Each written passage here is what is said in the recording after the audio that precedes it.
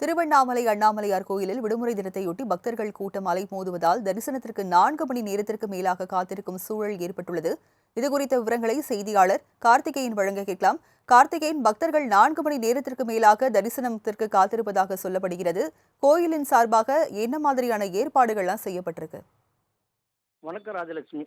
பஞ்சபூத ஸ்தலங்களில் அக்னிஸ்தலமாக விளங்கும் திருவண்ணாமலை அண்ணாமலையார் கோயிலில் ஒவ்வொரு வாரம் விடுமுறையான ஞாயிற்றுக்கிழமை அன்றைய தினம் உள்ளூர், வெளியூர், வெளி மாநிலம் சேர்ந்த 1000க்கு மேற்பட்ட பக்தர்கள் திருவண்ணாமலைக்கு வருகை தந்து அண்ணாமலை உண்ணாலை அம்மனை தரிசனம் செய்வது வழக்கம். அதன்படி இன்று விடுமுறையான ஞாயிற்றுக்கிழமை என்பதால் திருவண்ணாமலை அண்ணாமலையார் கோயில் அதிகாலை நடை திறக்கப்பட்டு அண்ணாமலையார் உண்ணாமலைக்கு சிறப்பு அபிஷேக தீபாராதனை நடைபெற்று இதனைத் தொடர்ந்து தமிழகம், ஆந்திரா, தெலுங்கானா, கர்நாடகா உள்ளிட்ட மாநிலத்தைச் சேர்ந்த ஏராளமான பக்தர்கள் அதிகாலை முதலே திருவண்ணாமலை ராஜகோபுரம் மற்றும் அம்மணி கோபுரம் வழியாக நீண்ட வரிசையில், அதாவது 4 மணி நேரமாக காத்திருந்து சாமி தரிசனம் செய்து வருகின்றனர்.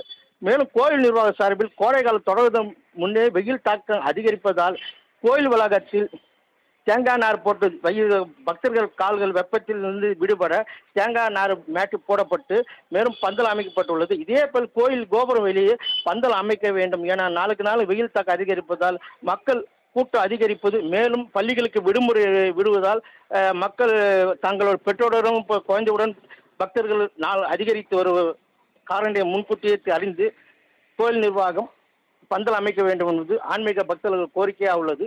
இது மட்டுமின்றி கோயிலுக்கு வரும் பக்தர்களுக்கு குடிநீர், நீர்மோர் வழங்கப்பட்டு வருகிறது. ராஜலட்சுமி.